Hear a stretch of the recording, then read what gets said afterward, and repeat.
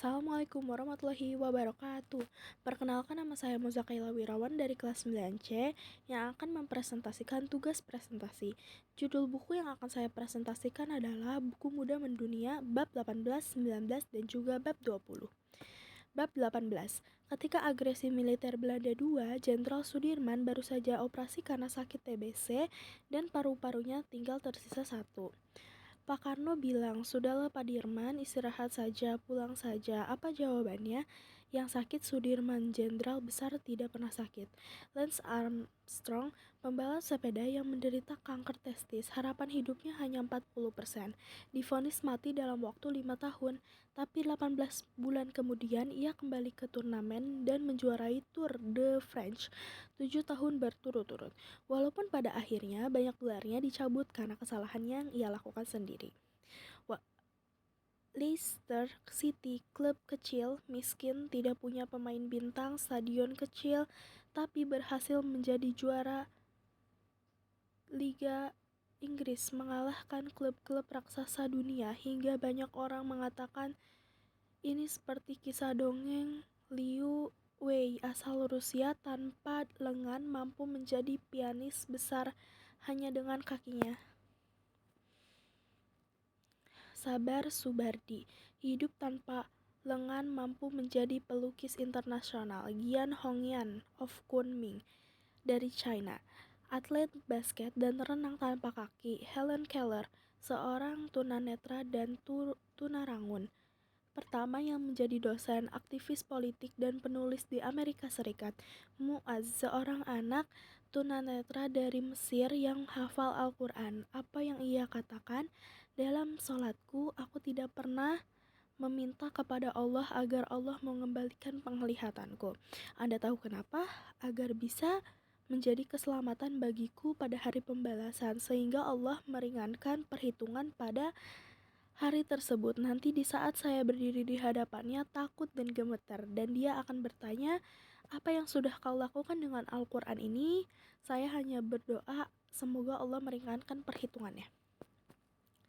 Layaknya bunga yang tidak bisa memilih di mana ia tumbuh, kita juga tidak bisa memilih di keluarga siapa dan bagaimana kita dilahirkan. Tapi siapakah orang yang paling menyesal dalam hidup ini?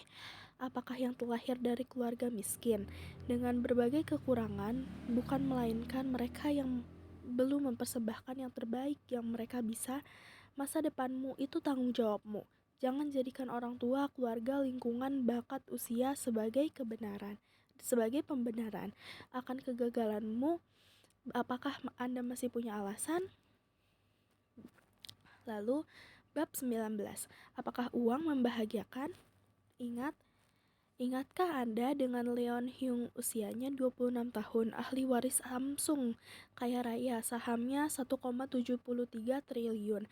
Ayahnya pemimpin grup raksasa elektronik Korea Selatan. Kurang apa, tapi ternyata dia tidak punya keberanian melanjutkan hidupnya. Usia 26 tahun dia bunuh diri. Jika kekayaan membahagiakan, tentunya Aldous Mercy, orang terkaya nomor 5 di Jerman, tidak akan menabrakkan badannya ke kereta api. Kalau popularitas itu membahagiakan, tentunya Raja Pop Michael Jackson tidak akan overdosis obat tidur. Kalau keindahan paras itu membahagiakan, tentunya Marilyn Monroe tidak akan overdosis alkohol dan obat depresi. Kalau kekuasaan itu membahagiakan, tentunya Getúlio Vargas, presiden Brazil, tidak akan menembakkan jantungnya sendiri. Itu semua bukti nyata bahwa tidak ada hubungannya antara kekayaan, popularitas, keindahan, paras, dan kekuasaan dengan kebahagiaan. Percayalah, uang hanya membahagiakan sampai titik tertentu saja. Kalau kita ingin bahagia lebih, kita butuh lebih dari uang. Kita butuh keikhlasan, kesabaran, dan bersyukur yang mendalam. Asalkan hati kita selalu bersyukur, kita bisa bahagia walau hanya duduk dengan secangkir kopi dan keluarga di samping kita. Suatu hari Ibnu Abbas ditanya oleh para tabi'in, mengenai apa yang dimaksud dengan kebahagiaan dunia. Di antara 7 hal yang beliau katakan, pertama adalah kolbun sakurun atau hati yang selalu bersyukur, dan yang kedua adalah al-azwaju solihin atau pasangan hidup yang solih. Bahagia itu bukan di luar tapi di dalam, di sini, di hati kita. Mungkin kita sukses, tapi apa kita bahagia?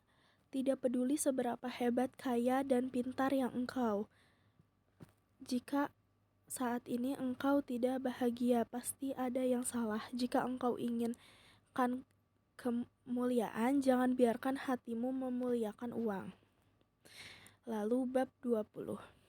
Seberapa besar pengorbanan kita? Untuk cita dan mimpimu, apakah engkau siap terjaga ketika orang lain tertidur? Apakah engkau siap lapar ketika orang lain kenyang?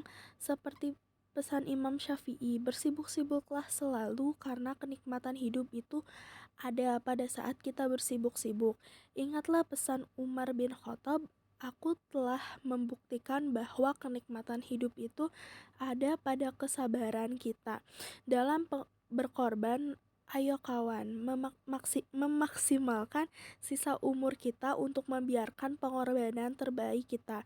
Bekerja keras dan berkorbanlah, sesungguhnya Allah tahu lelah dan sabarmu. Oke, terima kasih yang telah mendengarkan. Semoga apa yang bisa saya sampaikan dapat bermanfaat bagi kita semua. Wassalamualaikum warahmatullahi wabarakatuh.